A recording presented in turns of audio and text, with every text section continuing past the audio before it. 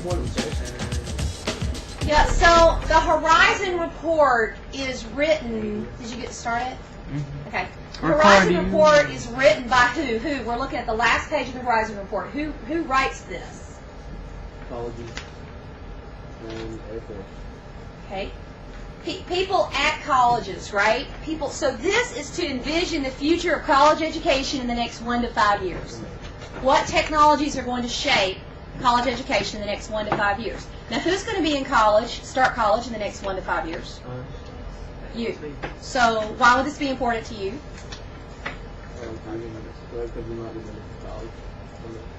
Yeah, because this is something you're going to be using and doing. Now, most schools, do you think they structure themselves for college as it's going to be, or college as they had it? They had it. Why? Because they don't know that the college environment is changing. Yeah, they don't realize the college environment is changing. And so this kind of is a good report. It comes out every year.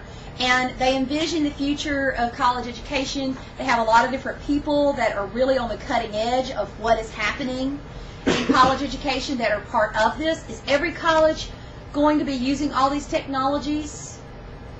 But are the colleges that are going to reach the NetGeners, are they going to have this sort of structure, you think? They are going to be doing this kind of thing. Spaces.com and click on Teams. Okay, these are the two places I'm going to be. I'm going to be on the Teams page, and then I'm going to be on the topic page, because what I'm going to do right now is talk about how the project is going to be structured and how this is going to work. And then we're recording a video so that the other teachers and others can also take a listen as well. Everybody's looking. Okay, so here's what we've got. This is a mashup. What is a mashup? When you do what?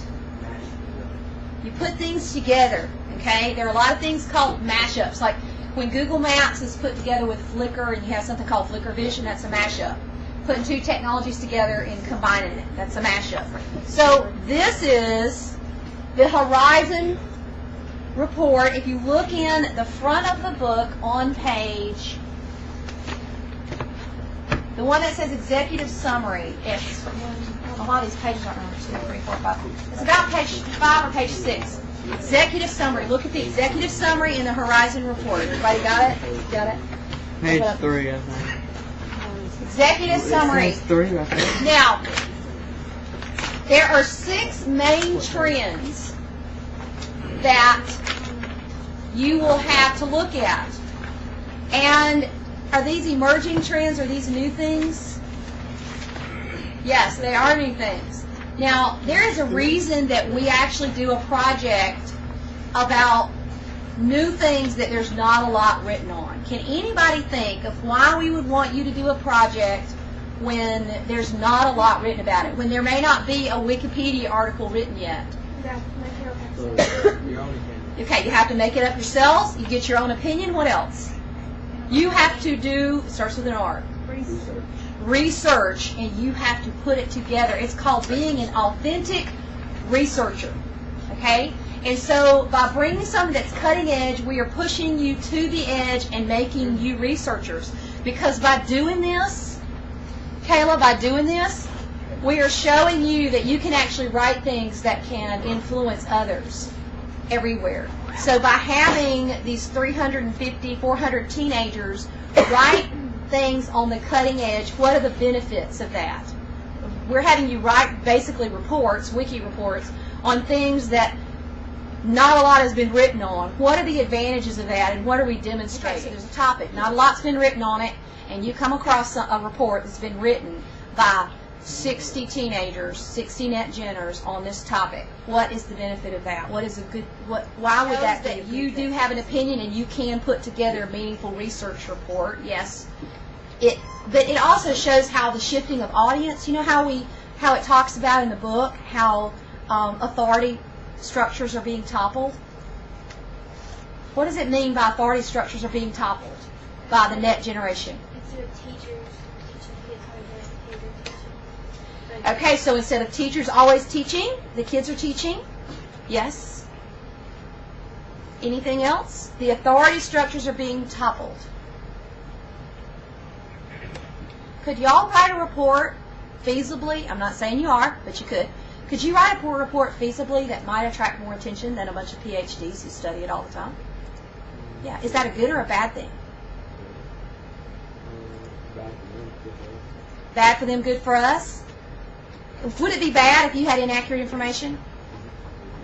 Yeah. Why do you think we have, every single wiki has a group of people called expert advisors? Why do you think we have expert advisors to really help you focus on what you have? Why would we do that? Make sure you're not wrong. You don't mess something up and something that's not true. Yeah, and they're kind of take a look over it and say, hey, have you researched this well? Are you just saying this? Is it easy in Wikipedia for people to write information that is not true? Can people write things and put them in Wikipedia that are not true? There was a Wikipedia entry on Camilla, and until some of us caught it who actually edit Wikipedia, it said that a bull had gotten out in Dixon Hardware, and that's when we were famous. We don't have to guess who edited it. I'm not sure who, but I have my theories who wrote that. But can you put erroneous information in a wiki? Can you put inaccurate things in a wiki? Yes or no? Yeah. Yes. And so the expert advisors, what they're doing is they're helping you look over it. You've got your project managers, you've got your assistant project managers, and they're looking over everything. But then you've got these educators, and their job is to look at it and say, hey, have you done your homework? Have you researched? Are you making accurate statements? If you make a statement, are you backing it up with your facts? Now, how do you back up a statement with facts on a wiki? Taylor, how do you back up a statement with facts on a wiki? A hyperlink. What does a hyperlink mean? You can go to the source of where you got the information. Go to the source, and we call that contextual writing, right? And y'all should be experts at it because y'all been doing it since 9th grade. What is contextual writing for the benefits of those on the video that are watching? What is contextual writing? Hyperlinking with contextual hyperlinks. What is it?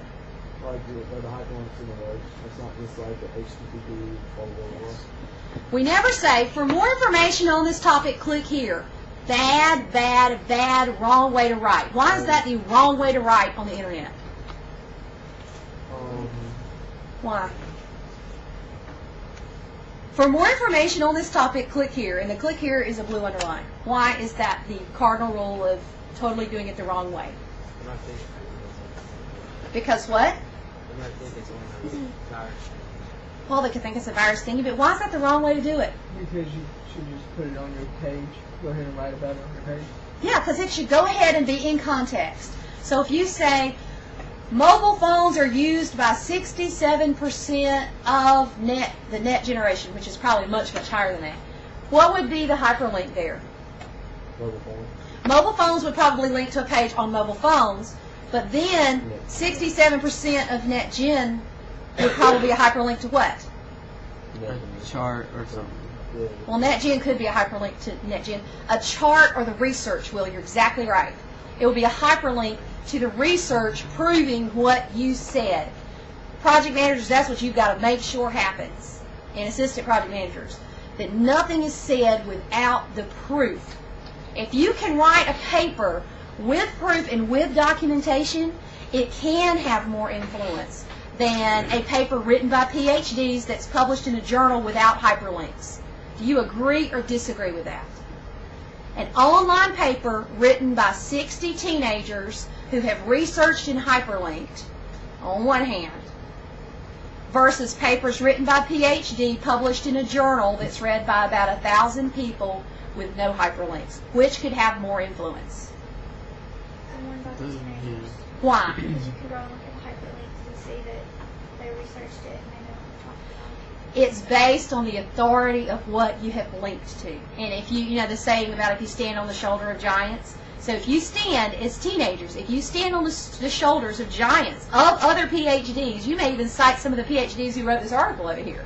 You may even cite this article. But if you stand on the shoulders of giants through your hyperlinks, and it's available for everybody for free to read on the internet, and you have done a good job researching, then yes, you can change things. So that's why we have you, that's why we have the expert advisors.